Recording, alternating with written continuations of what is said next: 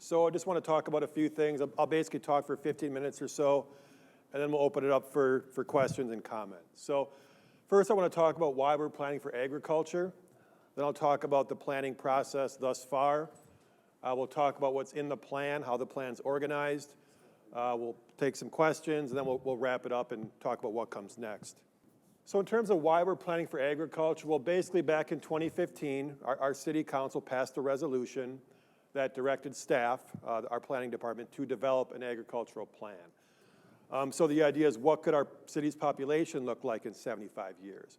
Well, we did another kind of quick analysis. We looked at our historical city 50-year population trend, and then we essentially did an extrapolation or a projection using that trend line and went out, again, 75 years. So what does this all mean? Well, what it all means is that unless we grow as a city in a way that we've not historically grown, meaning very land extensive, sprawling, with huge population booms, unless that happens, we're going to have a sizable rural and agricultural land base in the city for the next 75 years and beyond.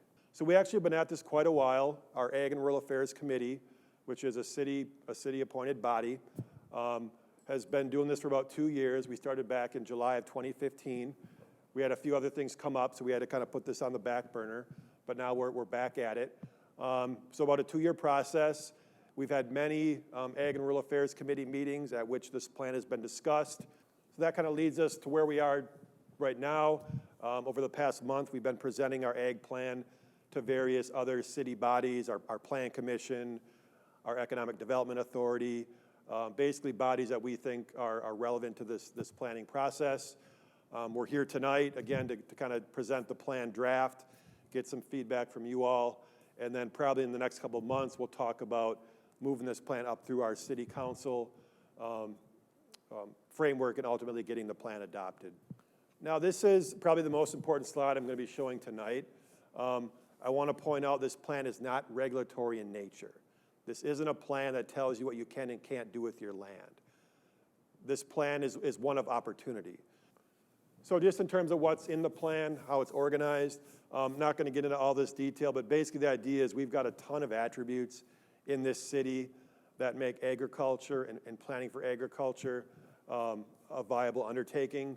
You know, we're close to large markets. We've got a lot of land. We've got roads, bike trails, access, and we've got demand as well.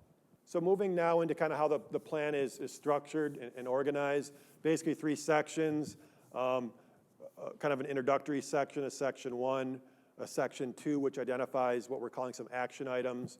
We'll talk more about those. And then section 3 is kind of a lot of our data. We talk about what agriculture looks like in the city now and in the recent past.